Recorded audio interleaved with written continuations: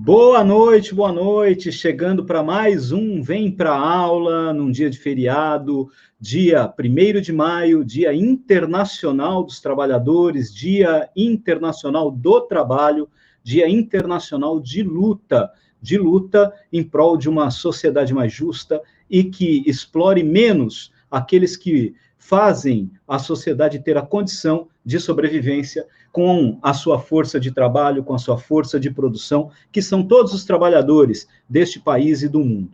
Unidos, com certeza, nós haveremos de chegar a um mundo mais justo para todos e para todas. Nesta noite, na aula de hoje, embora seja feriado, uma aula super especial, nós estamos recebendo aqui a Lenísia Freitas, estudante de Ciências Biológicas lá da Unesp, e a Jéssica Garcia, que é mestranda em aquicultura aquicultura e pesca, pelo Instituto de Pesca de Santos, as duas muito novas, mas olha, vou dizer uma coisa para vocês, as duas com um conhecimento aprofundado sobre um tema, que é um tema de extrema relevância aqui para a nossa região, em particular para a cidade de Guarujá, tanto pelas comunidades tradicionais que vivem aqui, quanto pela importância, do ponto de vista estratégico, da economia solidária, da sobrevivência de centenas de famílias aqui na Ilha de Santo Amaro, em toda a Baixada Santista, aliás, em todo o Brasil, né? A atividade pesqueira, ela é relegada a um plano de menor importância num país que deveria valorizar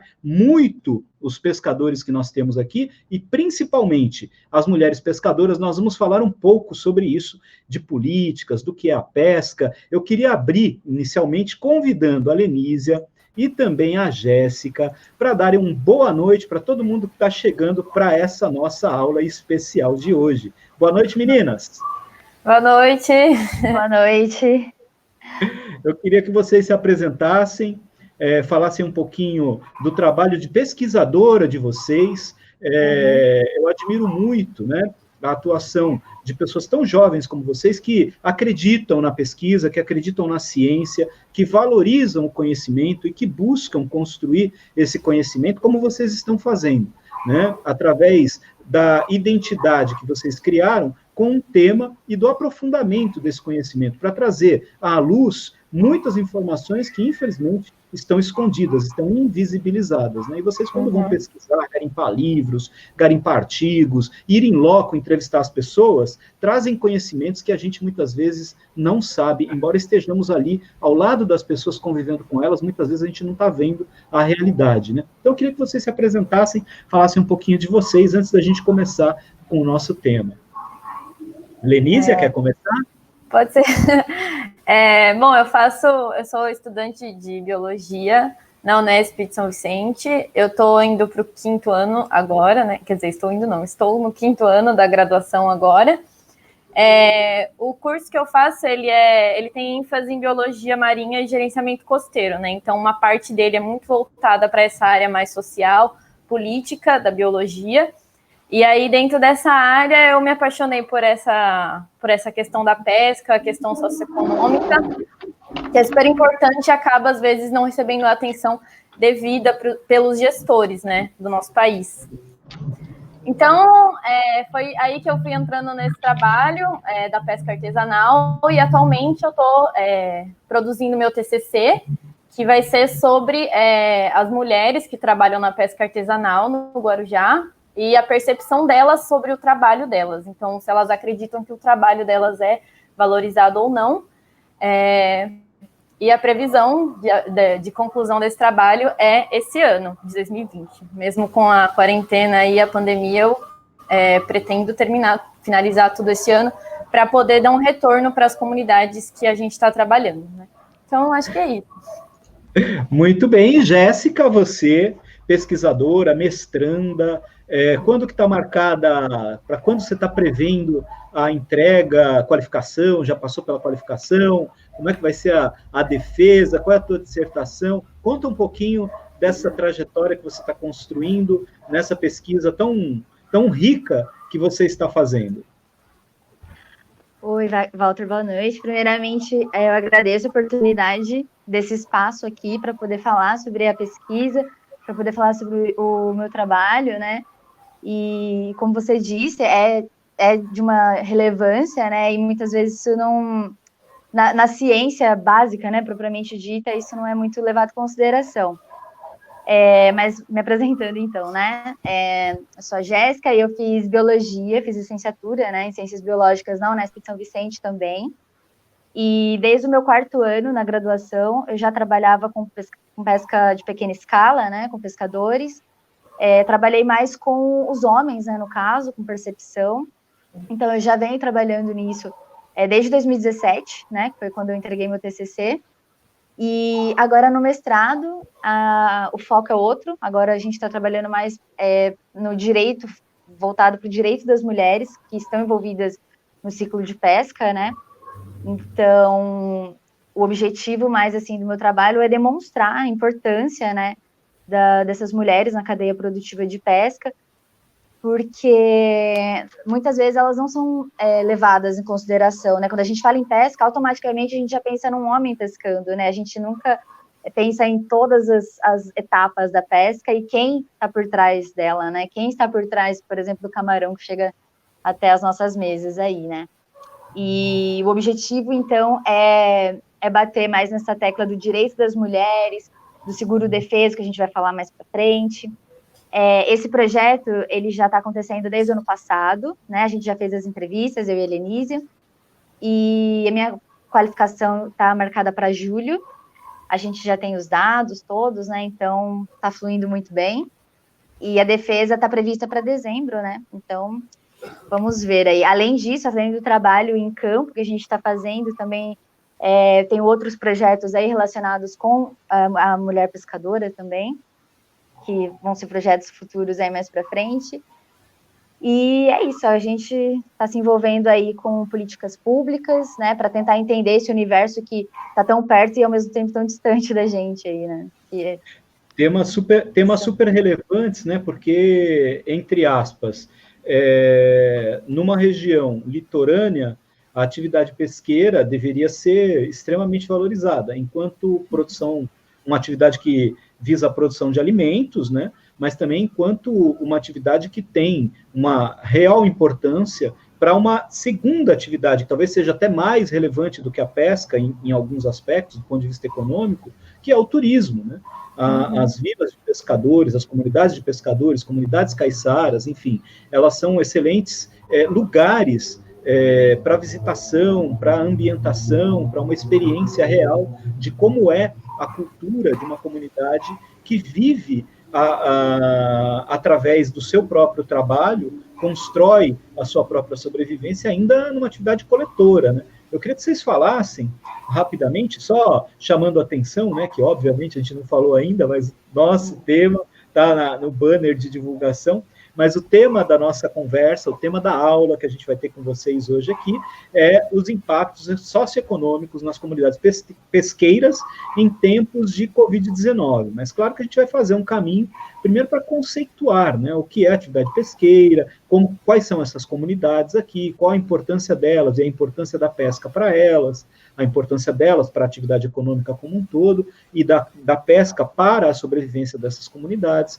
Eu quero que vocês falem bastante também sobre as pesquisas que vocês estão fazendo, os resultados delas, de alguma forma, o que já pode ser falado. Eu sei que vocês têm informações muito legais, importantes, até comentei ontem aqui, chamando para a nossa aula de hoje, que é meio que um soco no estômago, quando a gente ouve alguns relatos, né, que vocês trazem sobre as informações coletadas nas pesquisas de campo que vocês realizaram, né? A gente tem muita coisa para falar, e já tem gente chegando, dando uma boa noite para a gente, né? A gente tem aqui o Vidar Santos, querido Vidar, muito boa noite, ele está acompanhando a gente. Temos uma mensagem também da Cláudia Moreira. A Cláudia está aqui, ó, parabéns, meninas, por esse olhar para com as mulheres na pesca. Cláudia, é fantástico o trabalho delas, eu tenho certeza que você vai gostar muito das informações que elas vão trazer para a gente. E eu queria começar trazendo o seguinte tema, né, para vocês apresentarem para a gente. Qual é a importância da atividade de pesca para a região, para a nossa região?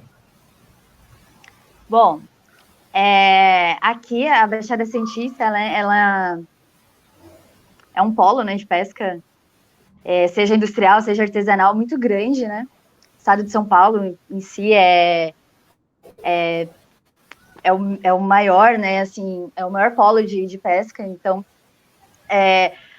a pesca, a importância, né, dessa atividade aqui, principalmente, é devido, por exemplo, ao que você falou, Walter, do turismo, né, a gente pode citar aqui até algumas comunidades que até acabaram deixando um pouco de lado a coisa da pesca propriamente dita, para se dedicar mais ao turismo, né? No caso ali a Ilha Diana, Caruara, são comunidades pesqueiras, né, que têm atividade de turismo muito forte e que eu acredito que agora, com a pandemia, estejam sofrendo aí um impacto grande também.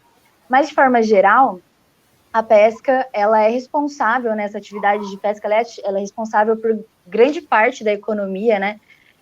Acredita-se que 8% da população mundial depende, direta ou indiretamente, da atividade de pesca. Então, é uma atividade que, economicamente, gera muito, muito retorno, mas que não tem a visibilidade que deveria, né? Porque quem trabalha mais na pesca são os pescadores de pequena escala, né? Eles têm um papel muito ativo e muito importante na atividade de pesca. E aqui na Baixada Santista a gente pode citar o Guarujá, né? Que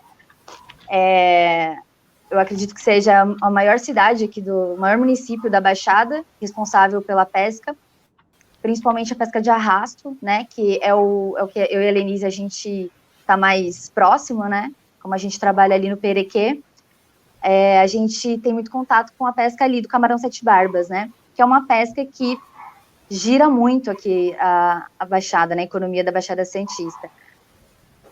E, bom, sobre a pesca de pequena escala da Baixada é mais ou menos isso, né? Tem outros estados também, como Santa Catarina, que é um polo gigantesco da pesca, né? Mas para falar sobre Baixada Santista, eu acho que o município que a gente pode citar com maior efetividade ou atividade é o Guarujá. Aqui muita gente depende, né, dessa atividade. Eu estive olhando alguns trabalhos de pesquisa que relataram um número que me chamou muito a atenção. Por exemplo, no Perequê, num dos trabalhos que eu li, eles calculam em torno de 200 barcos de pesca de pequeno porte, aproximadamente 200 barcos de pesca de pequeno porte. Vocês têm ideia, Lenísia, Jéssica, cada barco desses, em média, quantas pessoas dependem dessa atividade por barco? Vocês têm algum número em relação a isso? Quantos empregos gera um barco de pesca desse porte, como a gente tem na Praia do Perequê, aqui em Guarujá? Então, quando eu fiz a minha pesquisa para o TCC lá no Perequê, eu fiz essa investigação do número de embarcações, né? E dos associados, né, ali da Associação de Pesca do Perequê, a ASP, a informação que eu tive era que de embarcações associadas eram 204, isso em 2017. E o relato dos pescadores era de que isso estava aumentando cada vez mais e que, na verdade, o número de embarcações chegava até 300, na verdade, né? Esse número que a gente tem registrado são o número das pessoas que têm a carteirinha de associado do Perequê, né? Tem mais embarcações ali que vêm de outros lugares também. Então, esse número, ele pode ser muito maior, na verdade, né? E quanto a pessoas por embarcação, se eu não me engano, eu acredito que seja em torno de 5 pessoas, aí envolve várias, né? Porque ali no Perequê tem a pesca de arrasto, né? Que acontece. Então, é uma série de etapas que antecedem e procedem nessa pesca. Então, eu acredito, eu não posso te dizer com certeza, mas eu acredito que seja em torno de 5 ou 6 pessoas. Mas dá para ter uma ideia aproximada, então, que se cada barco são aproximadamente 200 a 300 barcos, aproximadamente 5 pessoas por barco, que se revezam em trabalhos, então ali é uma economia que movimenta a renda para em torno de 1.500 pessoas, entre 1.000 e 1.500 pessoas, só na atuação direta nas embarcações, seria algo mais ou menos assim.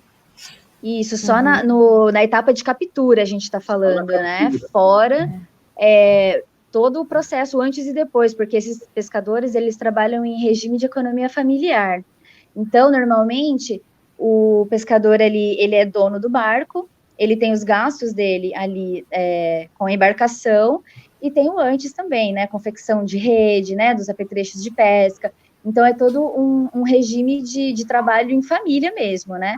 Normalmente, as famílias de pescadores trabalha todo mundo. Trabalha a esposa, o marido, os filhos, né? Que acabam ajudando os pais.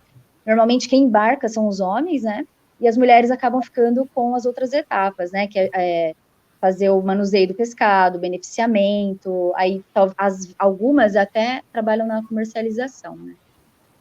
Lenísia, diz para mim, na pesquisa que você desenvolveu, tem até um visual aqui de uma apresentação que você fez para a gente, pesquisa que você fez, mulheres pescadoras, caracterização e percepções sobre o trabalho na pesca artesanal em Guarujá, e quando você fez essa apresentação, você falou bastante sobre a questão mesmo do trabalho das mulheres. A Jéssica estava falando que a pesca ela se divide em algumas atividades, né? Antes, a própria pesca, que é a coleta em si, né? Sair com barco e tal, e depois, né? Quando o pescado chega, e então você tem uma economia que se movimenta, que é uma economia que muitas vezes está lá dentro de casa, do pescador, enfim. A gente sabe que muito barco de pesca contrata gente para trabalhar. A gente sabe também que tem umas relações de trabalho muito precarizadas, né, nessa atividade econômica, enfim, pessoas que estão lá trabalhando sem registro e tal, e também tem uma dificuldade na política pública mesmo de emissão desses registros de pesca, né, de pescadores, né.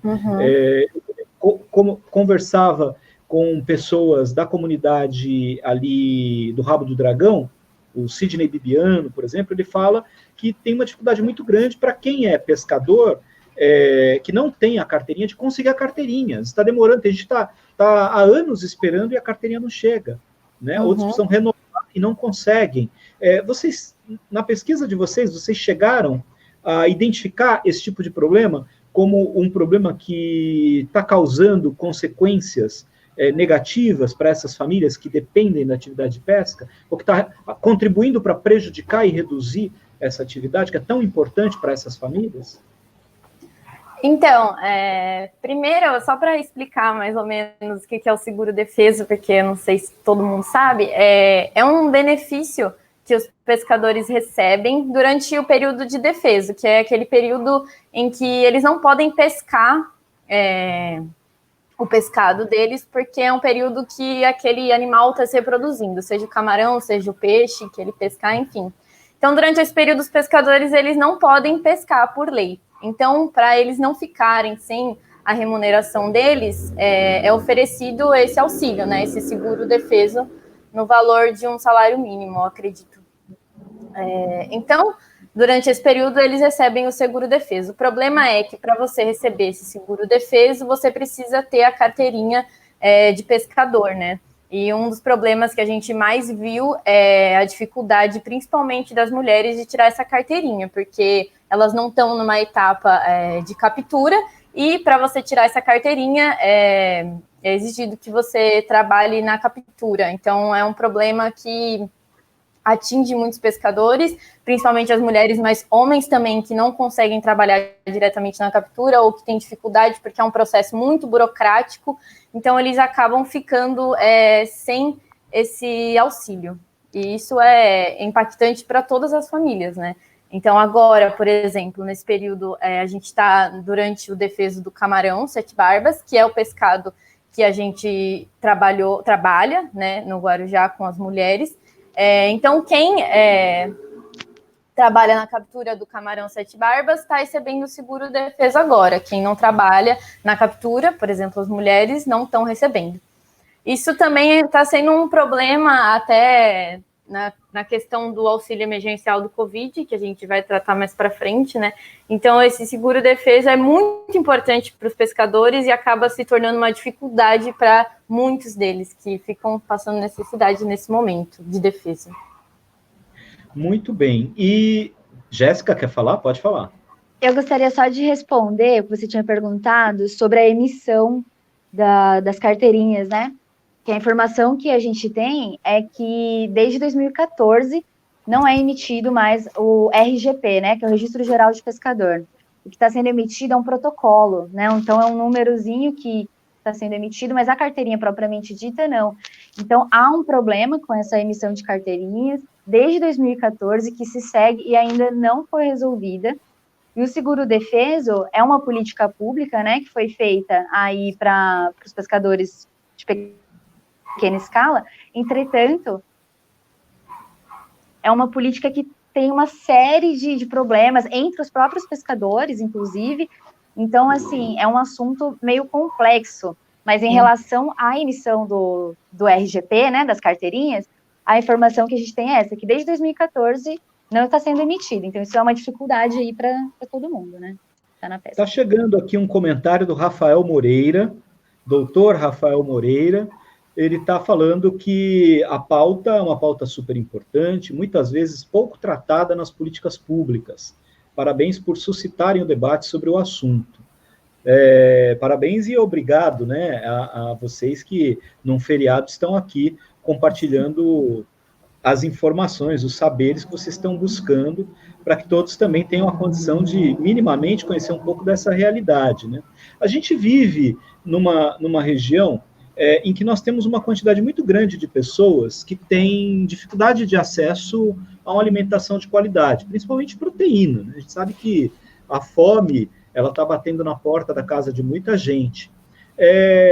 Existiria alguma forma, em termos mesmo do que vocês conhecem, dos estudos que vocês vêm realizando, de política pública, de apoio, para ampliar a pesca aqui, no sentido mesmo de tentar garantir que a pesca pudesse contribuir mais para a segurança alimentar aqui na nossa região, ou é uma atividade, a meu ver, me parece, né, dá a impressão de que a pesca é uma atividade relegada a um plano inferior, que o Brasil só está preocupado com agronegócio, com a produção de grãos, com a criação de rebanho, enfim, com um mar, um litoral tão grande, né, por tanto tempo, uma despreocupação em relação ao meio ambiente. De novo, a gente volta nessa mesma pauta, né, a gente está impactando demasiadamente o meio ambiente, e a pesca ela é altamente dependente disso, né? Mas a gente pesca menos do que deveria no Brasil. Devíamos ter mais pesca. A base da nossa alimentação, não, mesmo no litoral, e a maioria da população brasileira vive em cidades próximas do litoral, a maioria das capitais brasileiras está no litoral, né, das principais, pelo menos. O que falta para a pesca ser uma atividade mais importante? Ao meu ver, o que falta é porque, assim, a pesca, ela é dividida, né? Aqui, eu e a Helenise, a gente trabalha mais com a pesca, a gente estuda, né, mais a pesca de pequena escala. Então, o que acontece? Por mais que haja, né, medidas regulamentadoras e legislativas em relação à pesca, para garantir direitos, para garantir políticas públicas para o setor, ainda assim, essas medidas e a legislação, a maior parte delas é voltada para modernização da pesca, para industrialização da pesca. Então, o que acontece? O foco de políticas públicas ou de ações para o melhoramento, para o ordenamento da pesca, normalmente são voltados para a pesca industrial, que é uma pesca que tem uma maior quantidade de... tem uma visão, tipo, o governo olha muito mais para esse tipo de pesca do que para a pesca artesanal. Quando, na verdade, o que mais sustenta as famílias, né, o responsável pela maior parte da alimentação de pescados é feito pela pesca de pequena escala, né? São os pescadores artesanais aí de arrasto, né, a pesca costeira. Eles que são os responsáveis por grande parte da alimentação de pescados, né, consumido pelas famílias. Então, para mim, o que falta é isso. Jéssica, é quase como um dilema, né? Porque lá no campo a gente vive essa realidade também, uma disputa entre a agricultura familiar e o agronegócio, né? Também o agronegócio, porque é importante para a economia, porque gera divisas para o país, porque contribui na balança comercial, é quem tem acesso a crédito mais barato, é quem tem acesso a maior incremento de tecnologias, mais facilidade, né, para se desenvolver, enfim. Mas quem põe a comida na mesa do brasileiro é a agricultura familiar. A agricultura familiar que sustenta milhões de famílias em pequenas propriedades e que tem menos acesso a tudo isso que a gente acabou de falar. Na pesca, então, é um pouco parecido com isso, Lenise. Sim, na verdade, a pesca industrial ela é mais lucrativa, né? Então, muitos incentivos são dados, na verdade, para a pesca industrial, e a pesca artesanal é muito deixada de lado. Inclusive, a questão ambiental que o professor pontuou, ela é sempre suprimida para beneficiar a pesca industrial, né? Então, a gente tem uma legislação de proteção ambiental voltada para a pesca muito completa, só que, às vezes, os interesses da pesca industrial acabam saindo por cima e, muitas vezes, as políticas públicas acabam sendo deixadas para trás, muitos olhos são fechados para isso, então é uma atividade que é mais lucrativa, então ela é mais incentivada. E a pesca artesanal, os pescadores ficam nessa situação que a gente pontuou, né? Eles ficam sem ter como trabalhar, sem auxílio, sem incentivo, ficam marginalizados em comunidades que são periféricas, que não recebem quase nenhum apoio dos gestores, e a gente tem essa situação, né? Assim como na agricultura, que eu não sei muito sobre o assunto, mas acredito que, como o professor pontuou, é a mesma coisa, né? Funciona o que dá mais lucro. Então, é basicamente isso na pesca também. Muito bem. Eu queria que vocês comentassem sobre algumas políticas públicas das quais vocês têm conhecimento, que foram feitas aí nos últimos anos para o setor de pesca, em particular para o setor de pesca artesanal. A gente já ouviu o depoimento de vocês em relação à questão do registro de pescadores, né, que é um problema que atravanca e dificulta para muitas famílias terem acesso à atividade pesqueira regulamentada, porque esse é um problema também, né? Sair para pescar sem o registro significa estar em risco de ser preso, apreendido e estar cometendo um crime, né?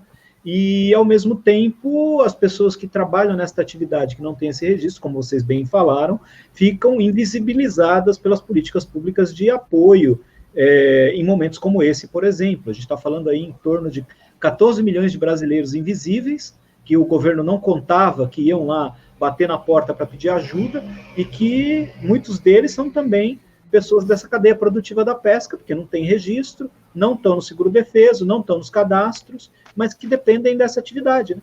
E se não tem registro, onde elas estão?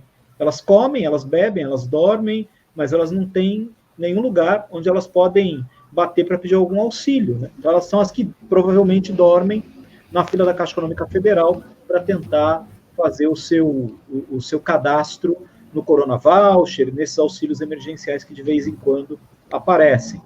Então, quais são as políticas públicas que existem ou que existiram e foram cortadas? O que está acontecendo nesse setor, de fato, que seja positivo e negativo, para pontuar a gente, para a gente compreender um pouco melhor esse cenário?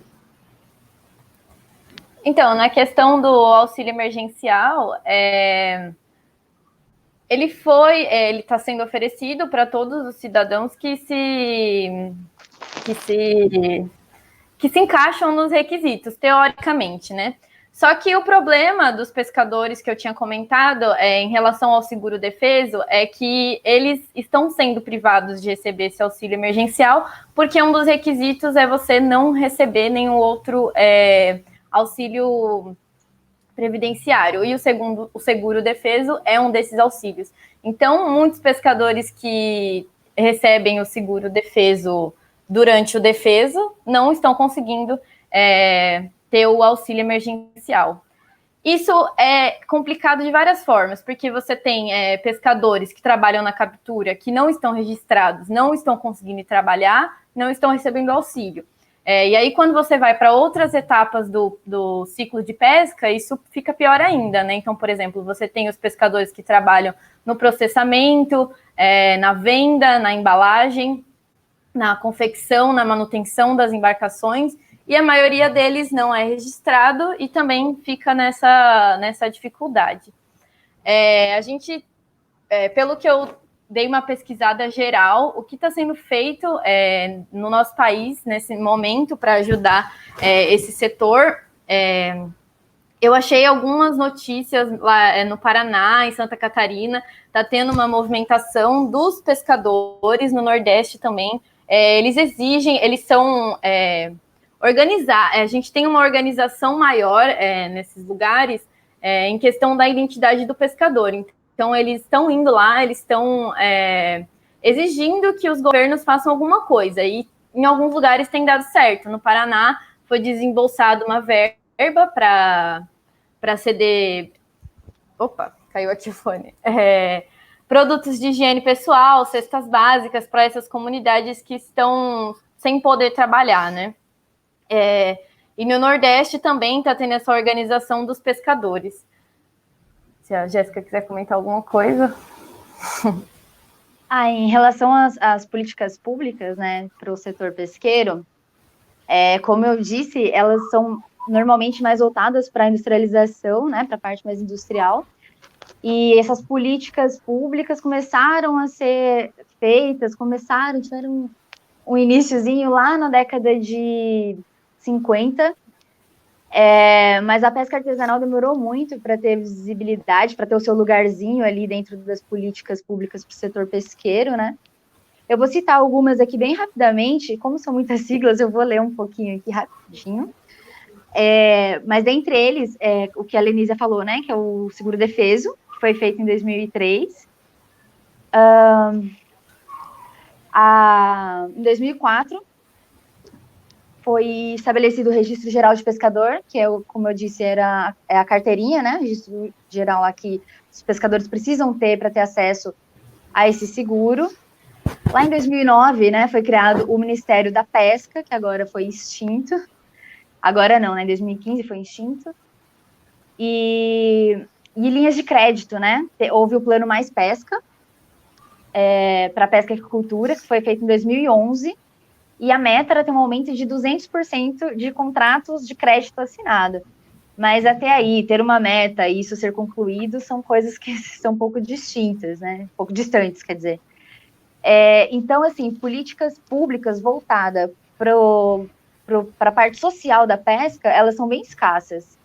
Eu acredito que isso precisa ter, né, uma maior visão do governo em relação a isso, porque pensa-se muito na linha de crédito, pensa-se muito em estabelecer um salário, né? Até o próprio seguro-defeso, que tem diversas limitações e problemas, como, por exemplo, um salário mínimo, um valor, né? E o ideal é que seja um salário mínimo por mês. Ou seja, a pesca do camarão ela fica parada por 3 meses, né? Começa em fevereiro e acaba de 31 de maio. Esses pescadores, eles não recebem um salário mínimo por mês, em cada mês. Eles recebem ao final do seguro-defeso. Então, por 3 meses, eles não têm acesso ao seguro-defeso.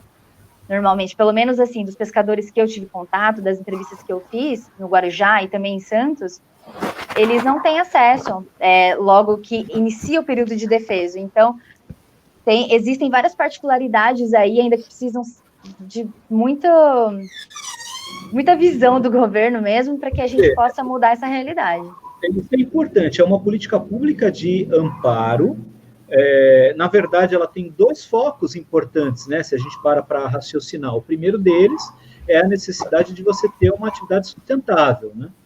O defeso, que é esse período de parada da produção, serve para que haja tempo para que essas espécies que são pescadas, né, elas possam ter o período ali de reprodução, para manter a espécie produtiva para o consumo humano.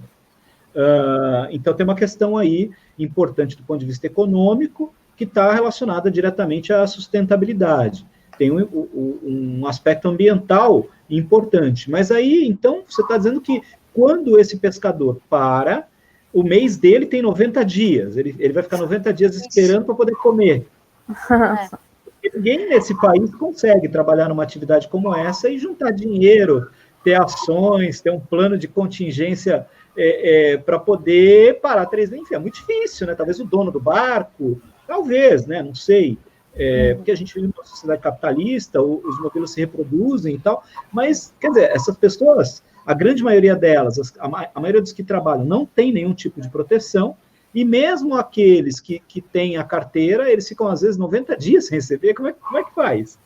Pois é, e mais um detalhe que eu lembrei agora, em relação ao RGP, né, que é a carteirinha, em relação às mulheres, além delas precisarem provar que atuam na captura do pescado para conseguir essa carteira, elas podem também demonstrar que são mulheres de pescadores, cônjuge, né? Ou seja, a mulher ela não tem o direito à carteira do RGP se ela não tiver a embarcação, se ela não atuar na captura, mas se ela provar que ela é mulher, que ela é esposa de um pescador, aí ela tem esse direito. Ou seja, ela não recebe direito por ser uma trabalhadora da pesca, mas sim por ser cônjuge de um trabalhador da pesca. Então, isso já é um problema, assim...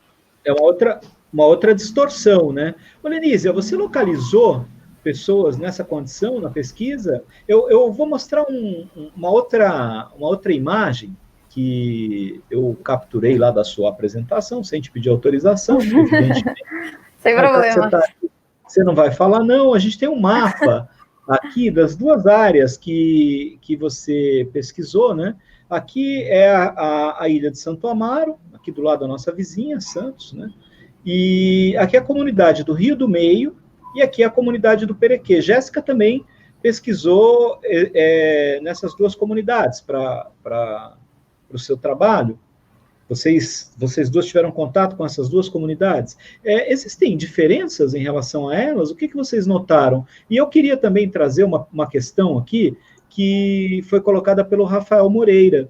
Vocês comentaram muito bem, têm comentado muito bem sobre a pauta nacional. Poderiam também tratar das políticas públicas ou da ausência delas em nível estadual e municipal aqui na Baixada? Como o Lenísia comentou, no Paraná, a articulação dos pescadores, uma ajuda que foi dada pelos governos de lá, não sei se dos municípios ou do estado, mas de alguma forma eles criaram ali algum mecanismo para dar um suporte para as famílias de pescadores nesse momento. E, por exemplo, aqui em Guarujá eu desconheço qualquer iniciativa do município no sentido de dar amparo a essas famílias, ou mesmo a essas mulheres que trabalham e que não têm registro, e que ganham muito pouco. Depois eu queria que você falasse um pouco sobre isso, né? Quanto ganha a trabalhadora que faz o descabeçamento, é isso? De camarão. Né? A gente compra, às vezes, camarão 7 barbas, por exemplo, já limpo, sem cabeça. Né? Você vai lá e compra 1 quilo de camarão, você sabe o valor que você paga, mas quanto que ganha uma mulher para descabeçar 1 quilo de camarão? Eu vou contar que eu já fiz isso aqui em casa. Eu já descabecei 1 quilo de camarão e limpei, e eu demorei para limpar 1 quilo de camarão, além de eu ter arregaçado as pontas dos meus dedos, desculpa o termo, mas foi bem isso mesmo, ter ficado nervoso, ter sujado a área de serviço todinha. Eu fiquei quase 3 horas para fazer isso, com 1 quilo de camarão 7 barbas. E eu falei, nunca mais na minha vida, eu acho que eu nunca mais na minha vida faço isso. E quando alguém fala assim para mim, camarão é caro, eu vou defender quem descabeça camarão. Mas aí no dia, eu soco no estômago, no dia que eu assisti a apresentação da pesquisa de vocês, e vocês falaram quanto que elas ganham para descabeçar 1 quilo de camarão, me deu assim, sinceramente, me deu uma dor no coração enorme, de como é a exploração do trabalho. O Rafael está perguntando para vocês podem falar um pouco sobre a realidade daqui. Tem também um elogio do Wendel. O Wendel, que é historiador, estou aproveitando o momento também para convidar o Wendel para estar aqui, para a gente falar das pesquisas que ele vem realizando, né? E ele diz que a pesquisa de vocês é uma pesquisa e tanto, realmente é. Mas eu quero passar a palavra para vocês. Então, primeiro a pergunta que o professor fez a respeito das diferenças entre as duas comunidades, e aproveitando também para situar um pouco a situação municipal, as duas comunidades são completamente diferentes, né? Acho que a Jéssica vai concordar comigo. E elas são, obviamente, iguais em muitos aspectos, ambas são comunidades que são muito marginalizadas, mas a primeira diferença entre elas é justamente o visual que a gente tem delas. Primeiro, o Rio do Meio é uma comunidade que é meio escondida, muitas pessoas não sabem onde fica, nunca foram, é uma comunidade bem mais invisibilizada. O Perequê é uma comunidade que muita gente conhece, mas só conhece a parte da frente, né, que é aquela praia, onde tem vários barcos, todo mundo conhece, tem uma importância muito grande para o turismo, porque tem vários restaurantes de frutos do mar ali perto, condomínios de luxo ali por perto, só que você indo 1, 2 ruas para trás, você já vê a realidade daquele bairro, né, que tem muitas famílias morando em palafitas, em situações muitíssimo precárias, então elas são iguais nesse sentido. Só que no Perequê você tem uma realidade que as pessoas são mais unidas. Então, tem uma identidade de pesca muito maior do que no Rio do Meio. Então, no Perequê, você tem a colônia, você tem famílias que às vezes nem são parentes sanguíneos, mas eles se tratam como família de fato. Então, é uma comunidade que preservou esse sentido familiar, né? Então, eles têm isso, eles são muito mais unidos, eles se ajudam muito mais. No Rio do Meio, a gente tem uma comunidade que a maioria, isso falando das mulheres, né, que é onde a gente teve mais contato. Eu não posso afirmar com certeza dos outros trabalhadores de pesca, mas em relação às mulheres, a maioria delas não é da própria comunidade, algumas são, mas outras vêm de outros lugares. Então, isso a gente vê que pode afastar um pouco a relação delas. É um lugar que tem muito mais conflito entre as mulheres, entre as trabalhadoras de pesca, tem muito conflito, alguns conflitos também com outros trabalhadores, então é uma comunidade que foi mais difícil da gente se inserir para ter essa conversa com as mulheres, né? Muitas delas não foram, a princípio, não quiseram conversar com a gente. Já no Perequê a gente teve uma aceitação maior por conta do próprio Instituto de Pesca, né, que é onde a gente está vinculado à nossa pesquisa. O Instituto de Pesca já tem uma inserção maior no Perequê, então já fez outras pesquisas lá, tem dados de lá, então eles já conhecem mais, a gente conseguiu se inserir melhor. Já o Rio do Meio é uma comunidade que é bem mais precarizada, isso foi o que eu senti particularmente, né. Eu acho assim que essa diferença entre o estado de São Paulo e os outros estados é justamente isso, que aqui a gente tem uma identidade dos pescadores que é muito mais fragilizada, e isso não é à toa, né? A gente tem no estado de São Paulo o Porto de Santos, que é o maior porto da América Latina, meu fone está caindo toda hora, e a gente tem a capital, que é aqui do lado. Então, é uma região que é super urbanizada. Então, muitas tradições dos pescadores, essa identidade que muita gente ainda acha que existe, ela foi deixada para trás. Então, tem essa dificuldade. Os pescadores têm mais dificuldade para se unir, para tomar decisões em conjunto. E também a prioridade dos governos daqui é outra, né? Então, é o porto.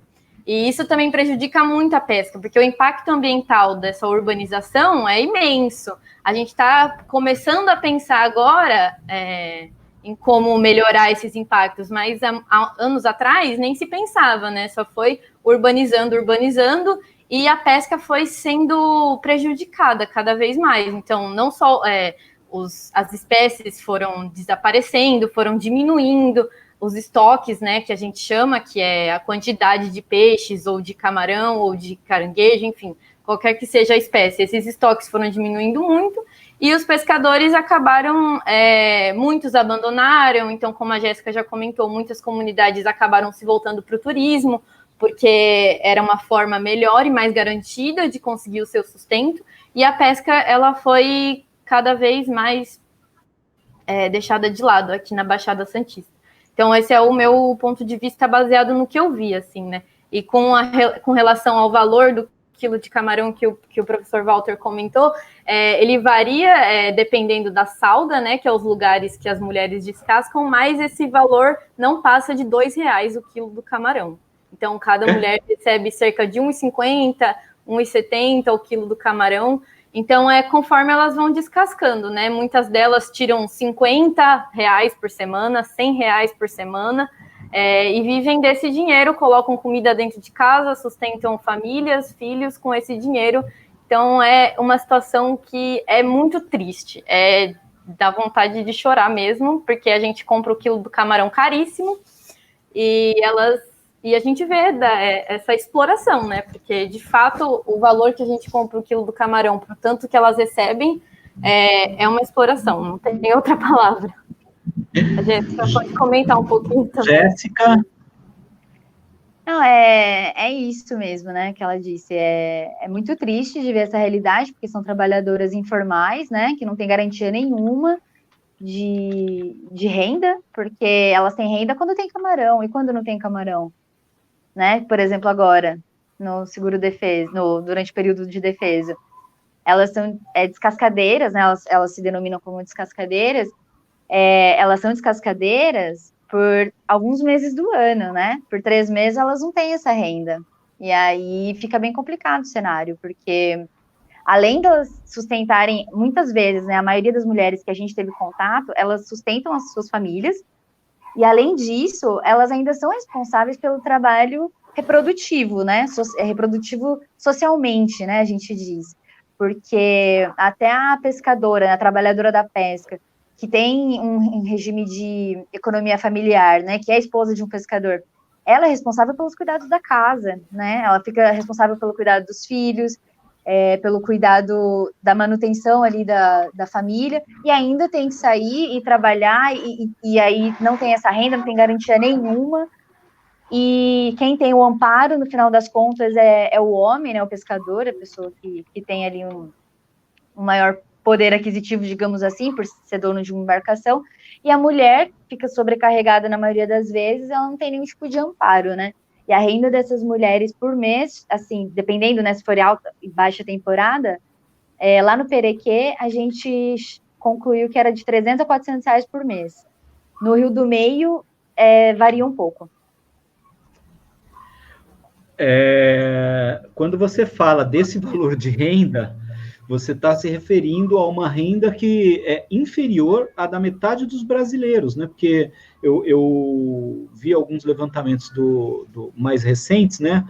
No IBGE, metade dos brasileiros tem uma renda per capita inferior a R$415. O estudo da Oxfam sobre desigualdade, ele também é outro soco no estômago de qualquer um que tenta estudar um pouco as desigualdades do país, né? A gente vive num país que tem um abismo de desigualdades, e lá no andar de baixo, muita gente está referindo ao filme, eu confesso que ainda não assisti, estou num momento bem difícil para assistir a filmes assim, mas quem assistiu falou da dificuldade do filme O Poço, né? É um prédio de 300 e tantos andares, algo assim, né? Enfim, fazem várias analogias e tal, e eu li também uma análise, apesar de não ter assistido ao filme, mas li uma análise do professor Leandro Carnal, e ele fala muito a respeito disso, né? E quando a gente olha para o poço, lá no fundo, lá nos andares mais baixos, a maior parte dos brasileiros vive com uma renda per capita muito baixa, né? O Bolsa Família faz uma complementação de renda média inferior a R$140 per capita, inferior a R$140 per capita. Quer dizer, R$140 que para muitos brasileiros, muitos não, para poucos brasileiros, R$140 não faz falta, talvez para nós pode não fazer falta, mas para muitos, esses R$140 é um dinheiro importantíssimo que assegura minimamente uma condição, que eu não diria nem digna, né, mas uma condição mínima de sobrevivência, né, porque muita gente está passando fome nesse momento, e eu suponho que muitas dessas mulheres que trabalham na pesca devem estar com muita dificuldade de sobrevivência. Muita dificuldade de sobrevivência. O cenário que vocês desenham e mostram para a gente aqui são números que tratam da realidade da vida de pessoas, né? Então é muito doloroso. Eu sei, Jéssica, até falando que hoje eu vi que era o último dia, né, para a vaquinha que você estava fazendo. Parabéns pela iniciativa, né, de fazer uma coleta de uma ajuda para comprar cestas básicas para a família dessas mulheres pescadoras, quer dizer, acabou se envolvendo com isso, né? Acabou criando um laço de afinidade. Eu queria que vocês falassem um pouco sobre isso, foge um pouco talvez até do nosso tema, mas eu acho que é relevante vocês falarem sobre isso. Então, na verdade, nem foge tanto assim, porque a maioria das nossas entrevistadas lá do Perequê, elas moram em palafitas, né?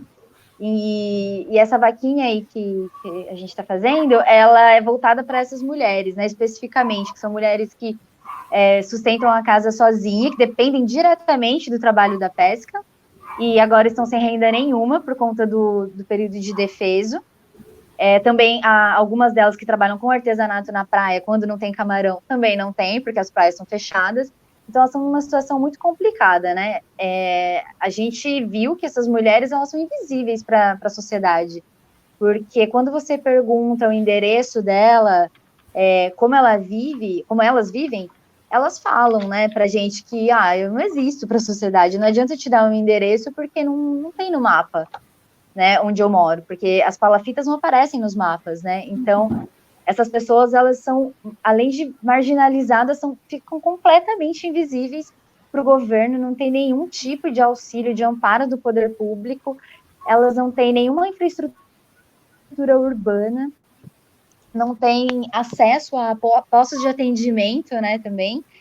Agora com o corona, né, essa pandemia nova, a situação delas agrava muito mais por conta disso, né? Porque não tem saneamento básico, não tem condição nenhuma de saneamento básico ali, fora toda a falta de infraestrutura urbana. Então, assim, é um cenário deprimente mesmo, e aí não tem como a gente não sensibilizar, né? A gente esteve ali, a gente viu a realidade delas, e ali na graduação, né, na Unesp, a gente tem umas matérias onde a gente tem oportunidade de visitar as palafitas, então, tipo, eu já tive dentro de uma palafita, eu entrei lá, eu vi como era, então, quando você tem essa visão, né, de como é a vida de alguém que vive nessas condições, é meio complicado, né, tipo, você pensa no conforto que você tem nos seus privilégios, digamos assim, né, por não estar passando todo esse perrengue que eles estão passando, e eles, né, que com atividade de pesca já é complicado, agora sem, então,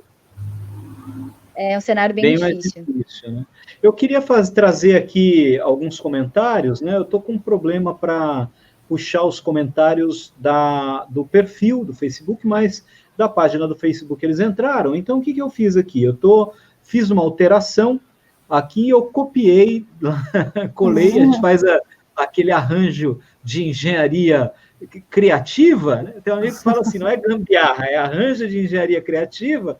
E vamos colar aqui eu vou trazer para vocês alguns comentários que fizeram para vocês lerem, né? A professora Dalva está dizendo que é muito importante a pesquisa de vocês, muitas pessoas reproduzem fala sobre essas pessoas, né, das comunidades de pesca, como se elas tivessem escolha, né, como se pudessem escolher, tipo, mas por que ela quer trabalhar nisso, né?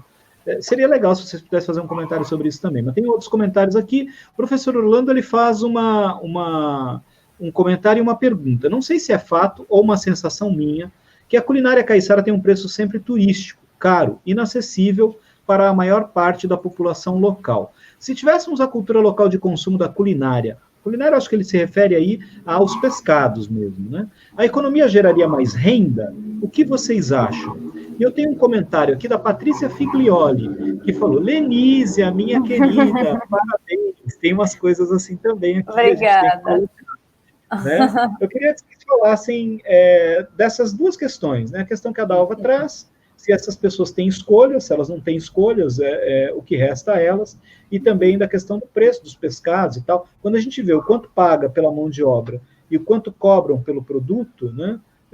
E outra questão também, né? Não sei se é objeto de pesquisa de vocês, as salgas. O que são as salgas e o que elas representam na vida dos pescadores e dessas mulheres que trabalham, né? Entre aspas, vamos dizer assim, é um intermediário, né? Entre quem produz e o consumidor que vai ali nas bancas comprar o pescado. Na questão da professora Dalva, sobre ser uma escolha, né? Isso é muito interessante a gente conversar sobre, porque inclusive é uma das perguntas da minha entrevista, quando eu fiz com as mulheres, era por que você escolheu trabalhar com essa atividade? E 100% das minhas entrevistadas falaram que é por conta de não ter outra coisa, não ter outra escolha. Então, é por falta de opção. A maioria não, mas uma parte delas já tem muita idade, então ou trabalhou informal a vida inteira e não recebe aposentadoria, ou a aposentadoria é insuficiente para sustentar a casa, né? então recebem continuam trabalhando, algumas com 70 anos, continuam naquele trabalho super cansativo, trabalho manual, de ficar em pé o dia inteiro, às vezes das 7 horas da manhã até as 8, 9 horas da noite, muitas vezes sem comer nada, porque é algo que elas pontuaram, que elas precisam levar a própria alimentação ou pagar o próprio almoço, nada é oferecido para elas nas salgas.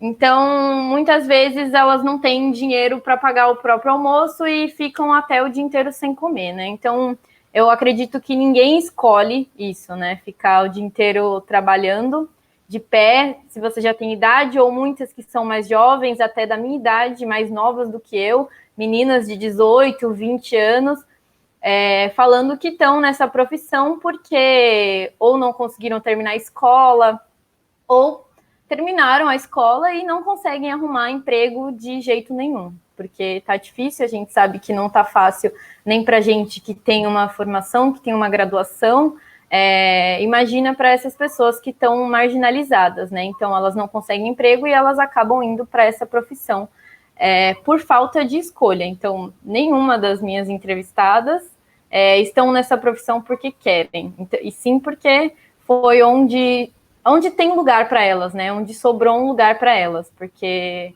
em nenhum outro lugar elas são bem recebidas, elas são bem vistas. Muitas falaram de um preconceito por morar na favela e tudo mais. Então, é o lugar que sobrou para elas trabalharem, né? Isso elas mesmas pontuaram. Se eu estou falando do Rio do Meio, né? No Perequê, como eu ainda não terminei as minhas análises, eu não posso falar com certeza, mas acredito que é a mesma realidade, né? Ninguém escolhe trabalhar nessa situação. Para ganhar R$1,40 por quilo de camarão, eu sei o que é fazer isso, porque eu passei por essa experiência, como eu comentei aqui. Jéssica. Só fazendo um adendo aí, né, tudo que a Lenísia falou, e você também agora em relação à renda delas, né, elas também não têm direito à alimentação, né, nenhum dono de salga ou dona de salga paga uma alimentação para essas mulheres, elas têm que levar de casa, e todos os EPIs também, né, touca, luva, a maioria das salgas que a gente foi, são elas mesmas que compram, entre elas juntam ali um dinheiro, quando uma não tem o que comer, a outra traz. Então, elas são unidas nesse sentido, assim, porque os donos, né, os patrões, não dão esse respaldo para elas, né? Em relação à pergunta sobre a economia, né, que a pessoa falou, você pode repetir para mim, Walter, por gentileza? Posso. O Orlando, ele comentou especificamente sobre o preço da comida que usa pescados, né, aqui na região, que ele entende, talvez seja uma percepção dele e tal, que os pescados aqui, eles são muito caros, né, eles têm preço, entre aspas, para turista, nem deveria ser isso também, né, explorar o turista também não é o melhor caminho, né, mas enfim, que é inacessível para a grande maioria das pessoas se alimentarem comendo pescado. Se isso também não afeta uma questão mesmo de identidade, né, que poderia se trabalhar uma condição de precificação melhor para que mais pessoas tenham acesso a esses pescados e também valorize essa cultura de produção, essa atividade econômica, enfim, que se crie uma cadeia produtiva que seja mais equilibrada entre a produção e o consumo. Eu tentei fazer a ligação com a questão das salgas, porque as salgas são empresas, né? Efetivamente são quem se interpõe entre quem produz e quem vende.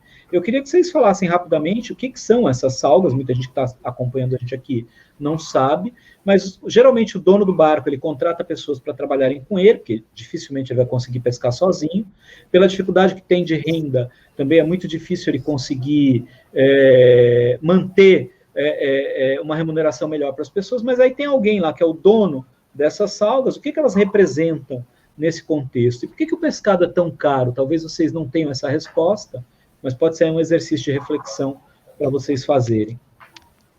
Sim. Então, sobre o preço, eu realmente não tenho uma resposta, mas o que eu consigo dizer é, na verdade, baseado na fala que o Walter falou sobre a gente viver numa sociedade capitalista, onde o lucro está acima da maioria das coisas, né? Então, a economia, para a economia não importa o trabalho que o pescador teve, de ir lá e trazer um pescado fresco, do cuidado com a manutenção desse pescado, de todos os gastos que esse pescador tem com a embarcação própria, que não são gastos pequenos. Então, a pessoa que compra, né, o sistema que é gerado, tipo, a máquina ali do sistema, ela não está preocupada com isso, né? Então, eu acredito que o preço seja devido à diferença, né, dessa alimentação, né? Querendo ou não, é um alimento, assim, fresco, né? Foi ali pescado, né? É um recurso que é tirado do mar e tal, tem toda uma preparação, uma manutenção.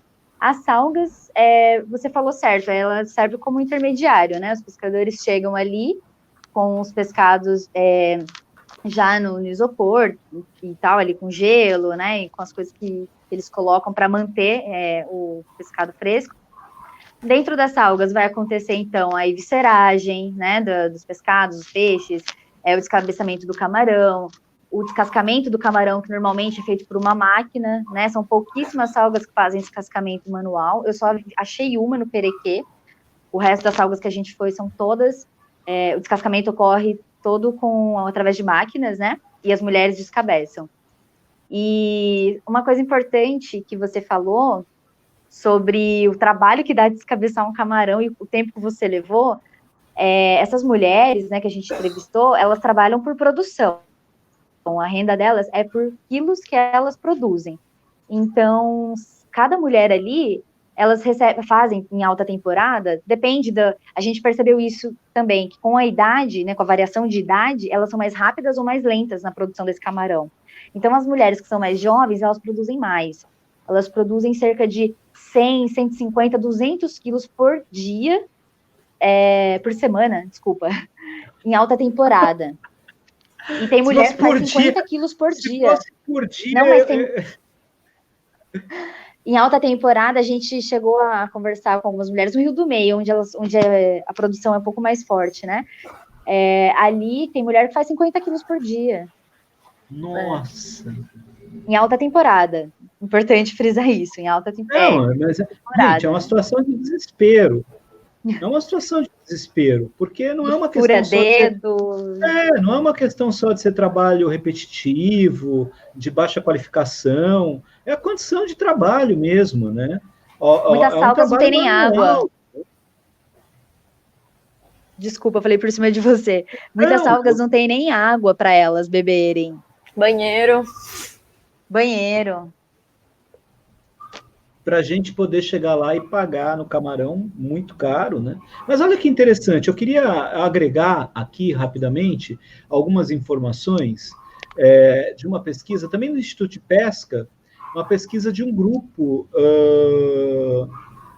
Olha que coincidência! É uma pesquisa que tem a Cláudia Moreira, da Ardac Mussinhato, que está aqui acompanhando a gente, a Ingrid Cabral também.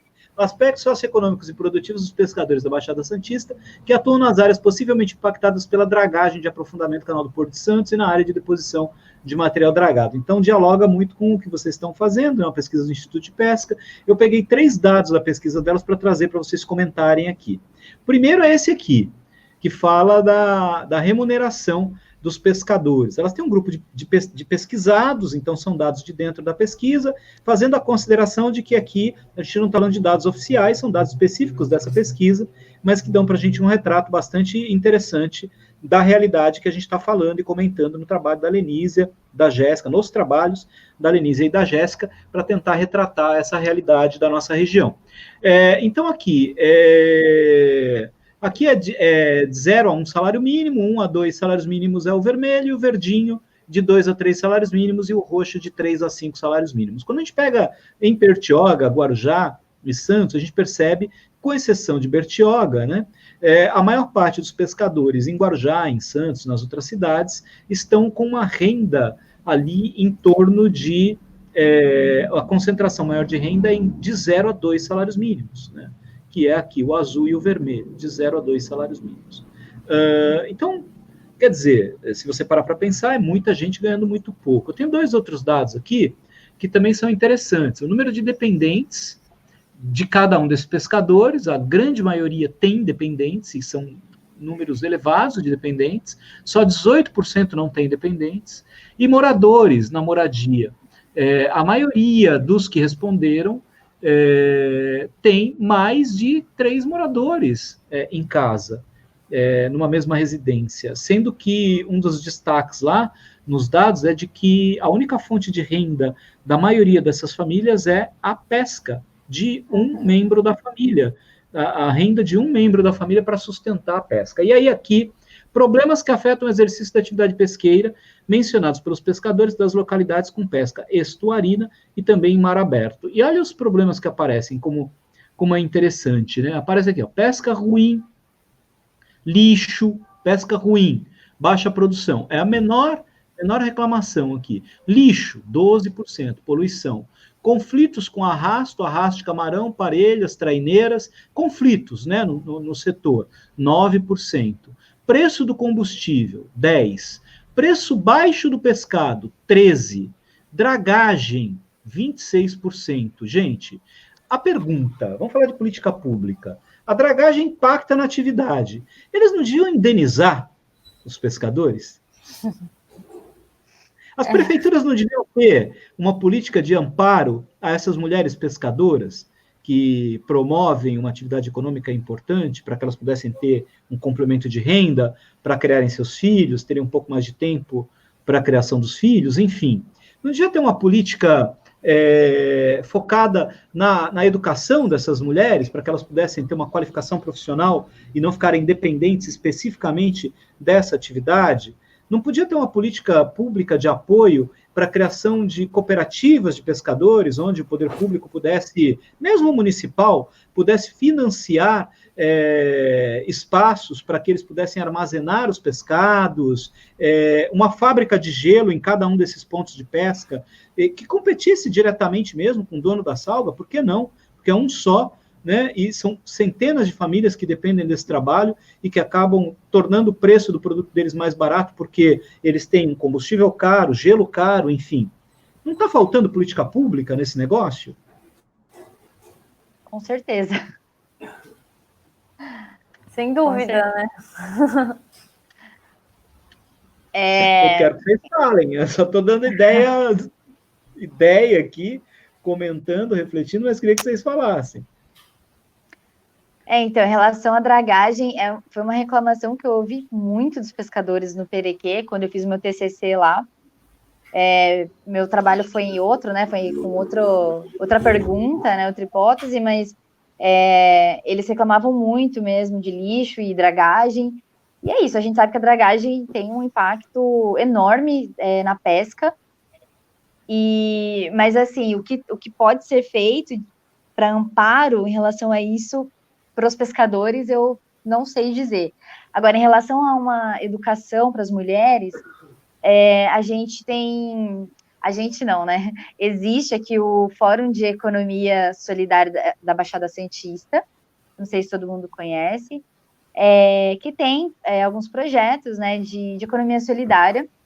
Um deles é a Lavanderia 8 de Março, que é um projeto muito legal da Márcia, que envolve mulheres também.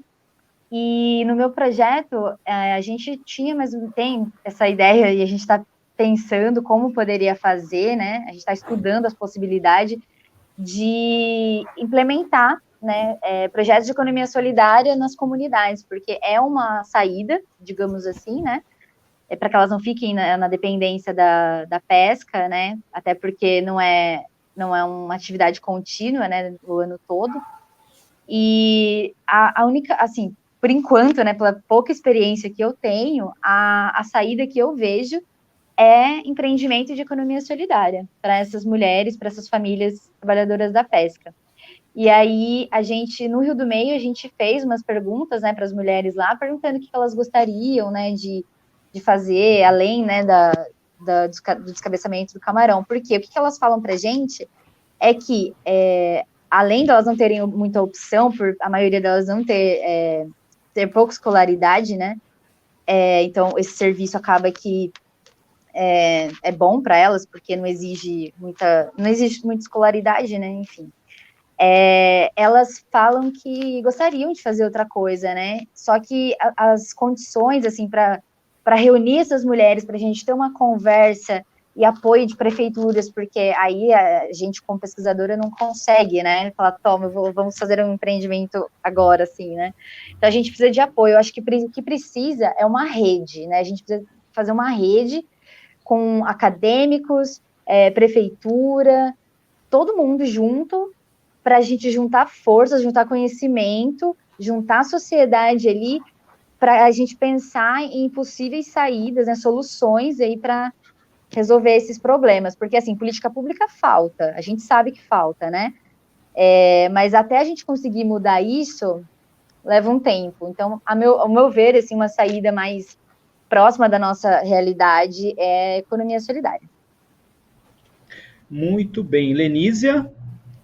Eu estou de acordo com o que a Jéssica falou, e essa mudança, ela eu acredito, assim, pelo que a gente viu no Rio do Meio, ela foi tão... Essas mulheres, elas perderam tanto a esperança dessa mudança, que até quando a gente conversa sobre esse tipo de assunto, de economia solidária, outras alternativas, elas até fecham os olhos e dão de ombros e falam que não tem outra saída mesmo para ela, sabe? Então, principalmente no Rio do Meio, né, onde eu comentei que é um lugar bem mais fragilizado. Então, é um processo que vai demorar, mas é possível se a gente tiver essa determinação, né, e essa vontade. Porque nós duas, a gente chegou lá no Rio do Meio, né, totalmente desconhecidas, assim, tanto a gente com a comunidade com a gente teve que tentar essa inserção que foi lenta, que foi gradual, mas que a gente conseguiu fazer. Então, falta força de vontade da academia e das prefeituras da gente chegar nessas populações, né? Por que elas não querem?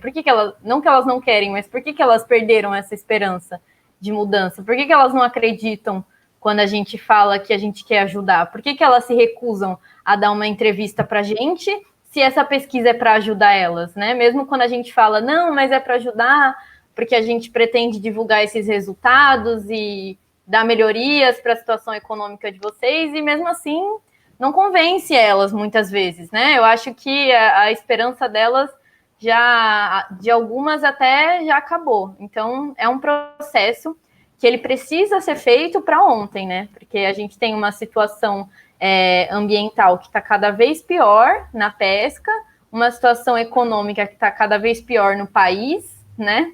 Então, elas precisam muito da nossa ajuda, desse amparo, desses laços, né? Esses laços precisam ser construídos com essas populações.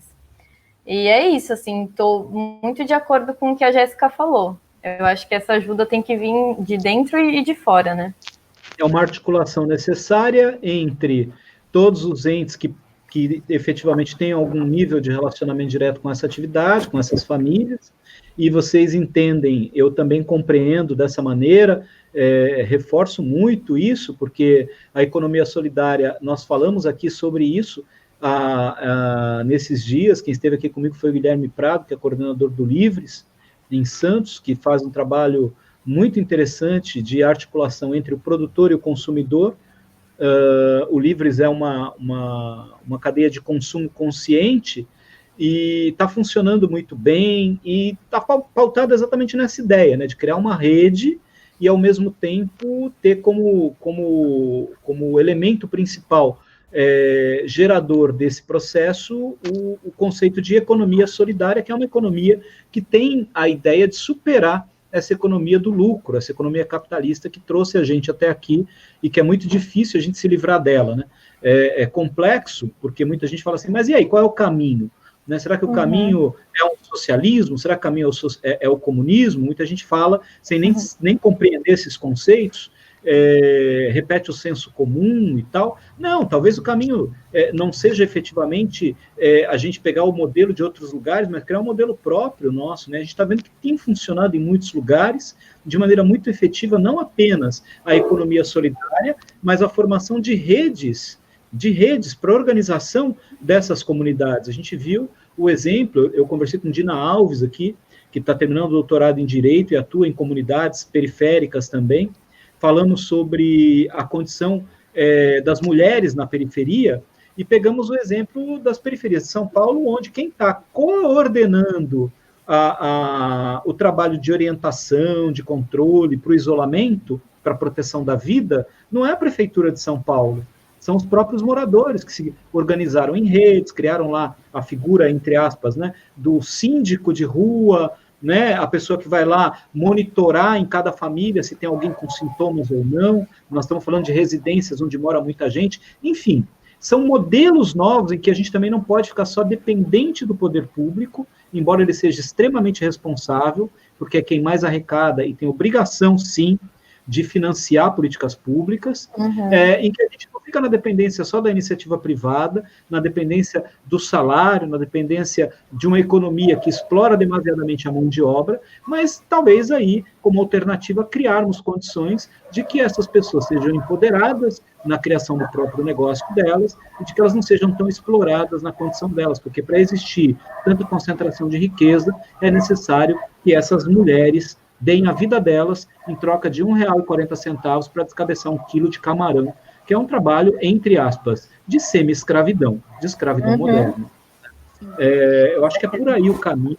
Vocês estão de parabéns pela pesquisa de vocês. Eu quero muito agradecer, não sem antes registrar também o comentário do Társito Fontes, diz assim: brasileiro pobre não tem renda, brasileiro pobre tem um auxílio sobrevivência. Hoje a renda mínima para uma condição digna de vida seria de R$ 4.250, eu acho que ele está se referindo ao salário mínimo que o DIEESE prevê que seria o ideal para as pessoas viverem com o mínimo de decência no nosso país. Né? Infelizmente não é isso, né? O salário mínimo no Brasil é muito menor, e a Cláudia está fazendo um comentário aqui também, troca de saberes entre academia e pescadores e pescadoras, mas o Estado de São Paulo não há um órgão centralizador da pesca, e pouquíssimos municípios no Estado têm uma Secretaria de Pesca e Aquicultura. E alguns têm, e elas não funcionam. Vocês querem comentar? Necessidade de uma bancada da pesca é muito importante, sem dúvida, Cláudia. Aliás, a necessidade de uma bancada de mulheres, uma bancada acadêmica, de uma bancada da pesca, né, de uma bancada da juventude. Nós precisamos que a política mude, gente. A política tem que mudar. E só vai mudar se vocês, meninas, pensarem em política também, entrarem na política, fazerem isso que estão fazendo na academia, mas também na política. Vocês têm que fazer, eu sei que fazem muito, né?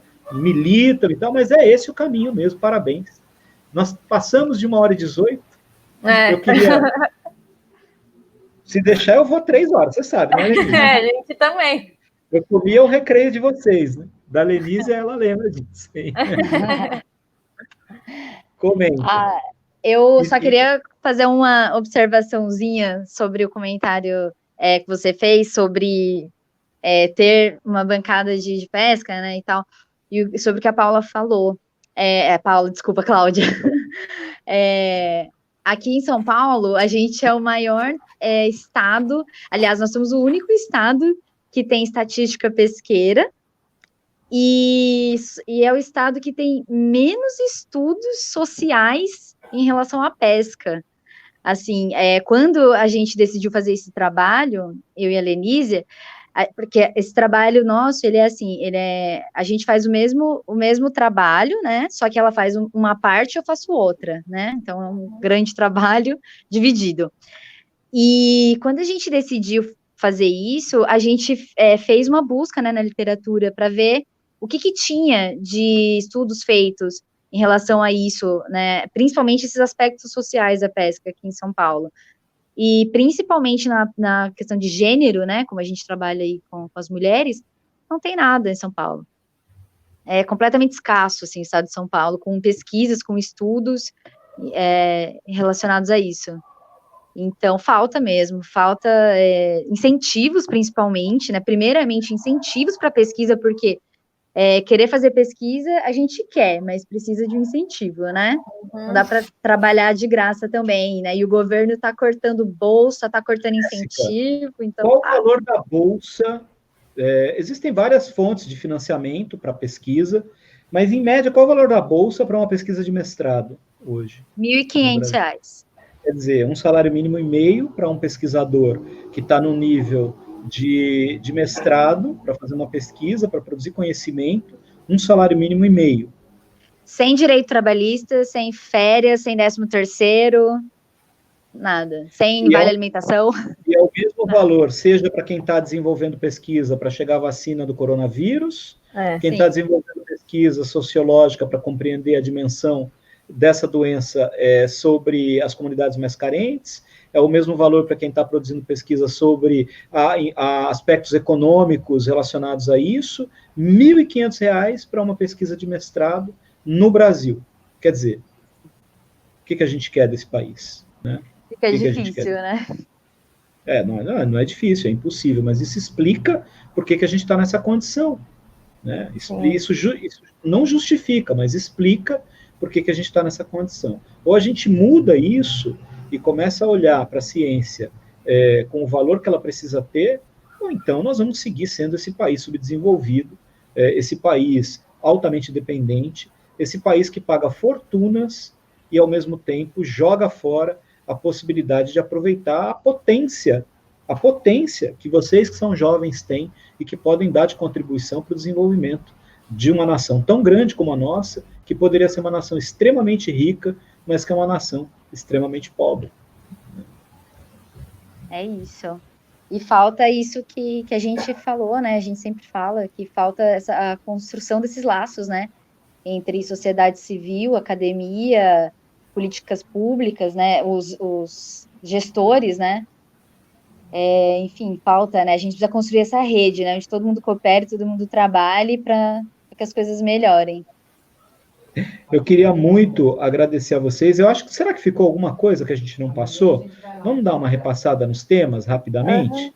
Porque às vezes a gente vai falando, e se vocês tiverem alguma coisa a acrescentar, o primeiro tema foi a importância da atividade de pesca, né?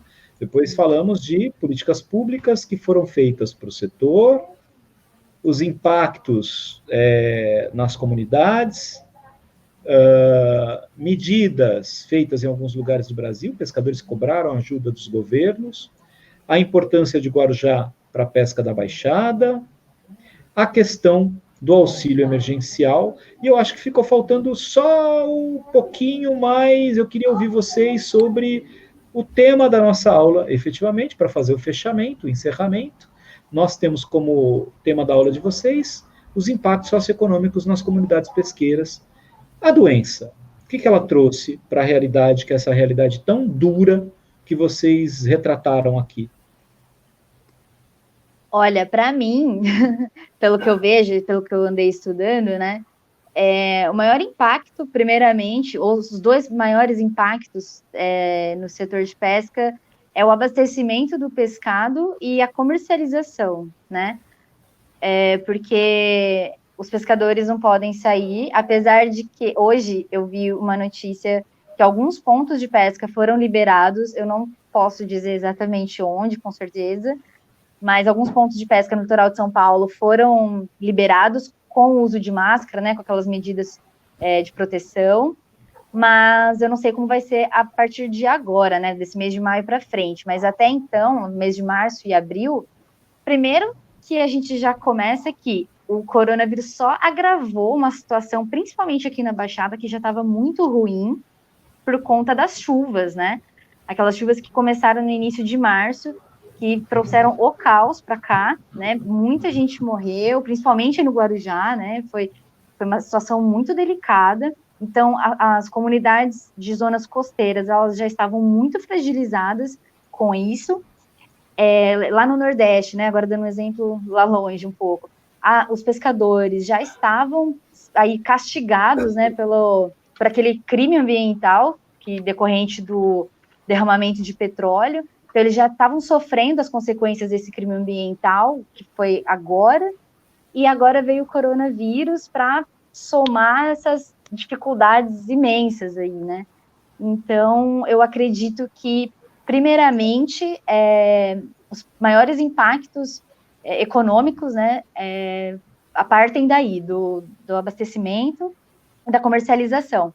Apesar que até onde eu sei, me corrijam se eu estiver errada, né? Os mercados de peixe ainda estão funcionando, né? Mercados e feiras livres ainda estão abertos, né?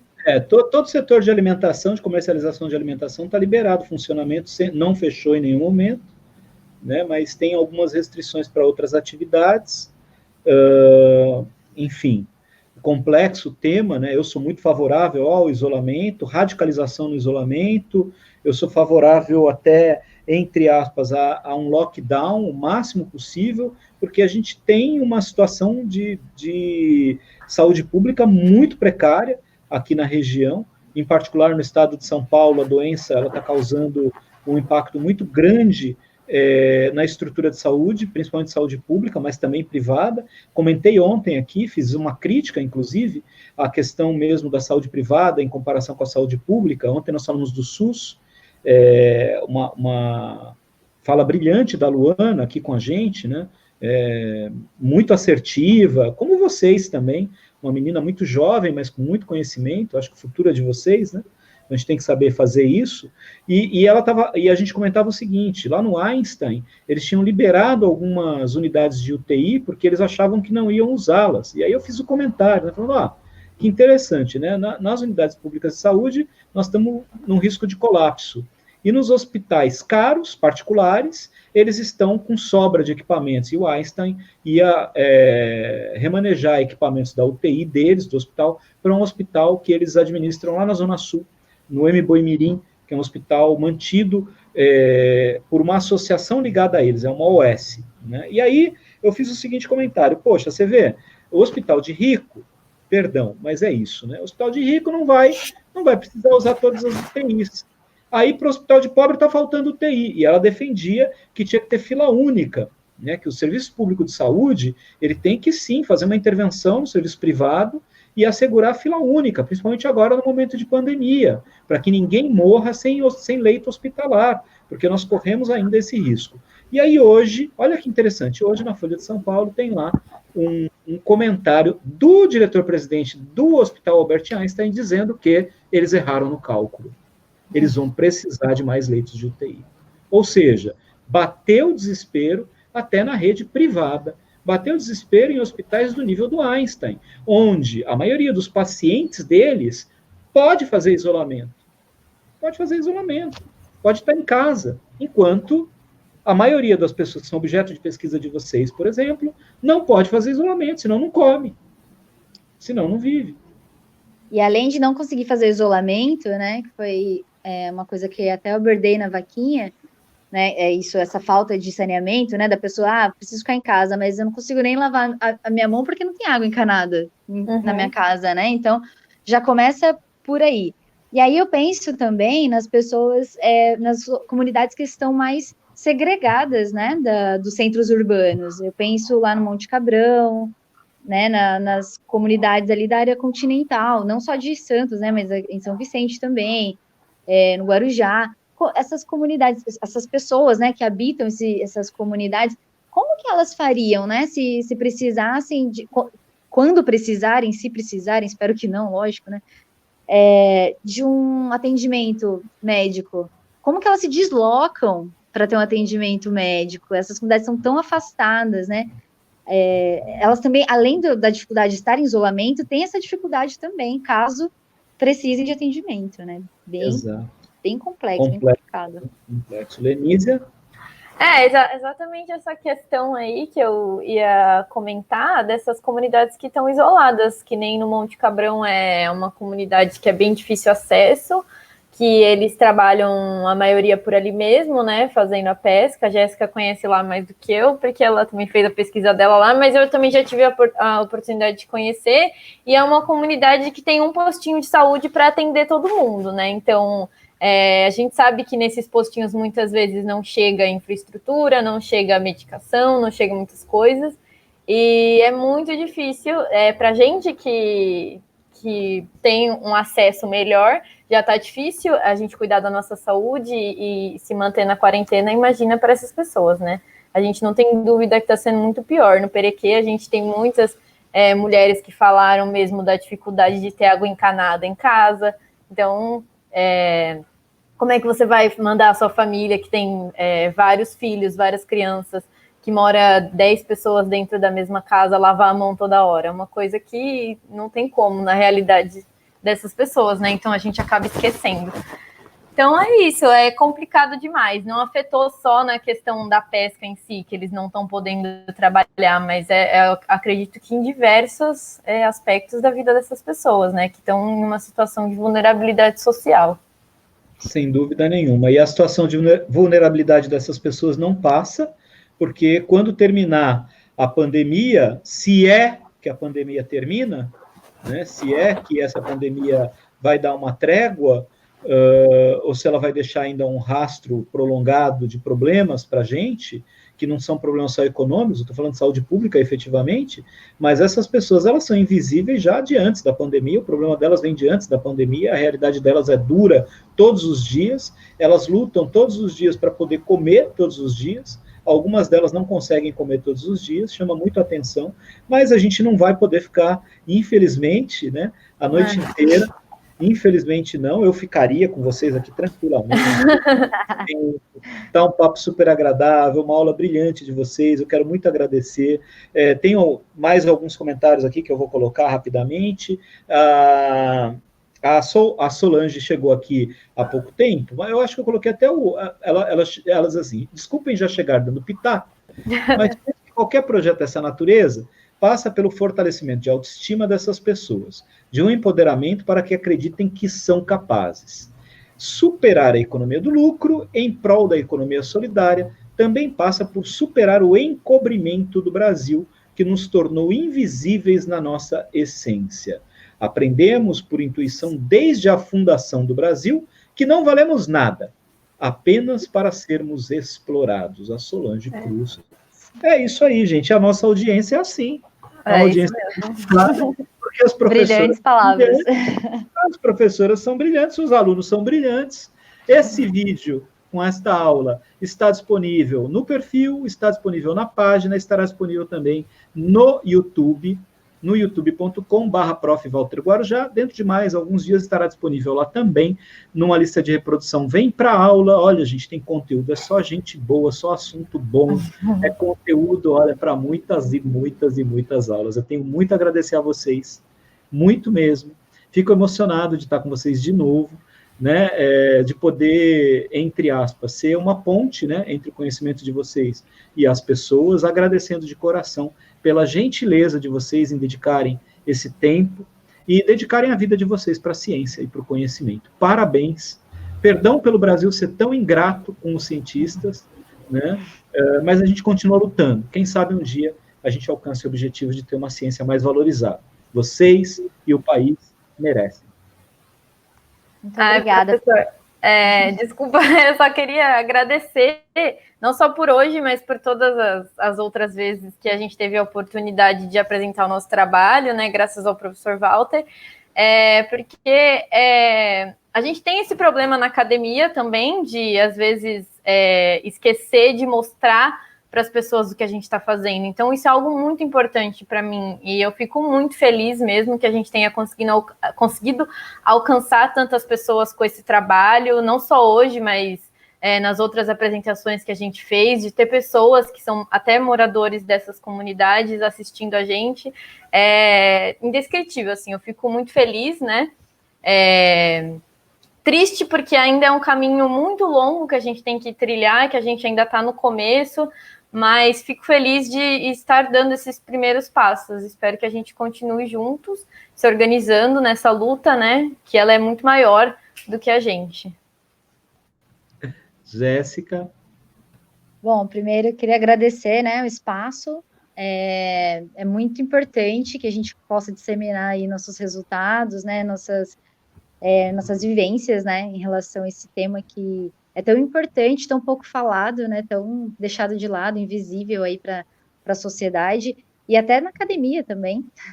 E queria parabenizar você pelo trabalho, excelente trabalho de divulgação científica. Eu acho que é importantíssimo isso que você faz, de divulgar o trabalho das pessoas, de buscar conversar, refletir sobre esses temas. Parabéns e obrigado pelo espaço.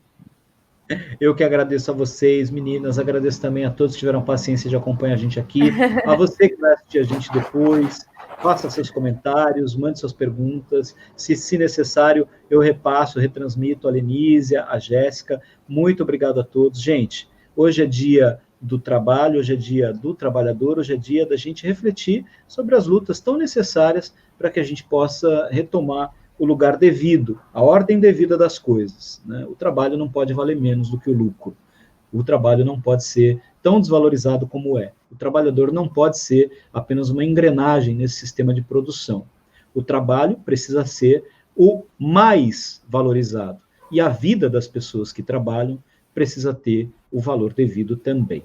Quem puder, fique em casa. Quem não puder, lute pelo direito de defender a sua própria vida. O que nós não podemos fazer é defender quem só pensa no seu próprio lucro, no seu próprio umbigo. A economia depende das vidas. Sem vidas, não há economia. A vida em primeiro lugar. Muito obrigado a vocês. Eu volto amanhã com o Zé Renato. O Zé Renato vai estar comigo aqui amanhã, 5 da tarde. A gente vai fazer 30 minutos de live show com o Zé Renato. Amanhã é Sunset no Vem Pra Aula. Meninas, muito obrigado. Deus abençoe vocês. Até a próxima. Obrigada, tchau, tchau. Obrigado mesmo a todos. Obrigado pela gentileza. Até amanhã.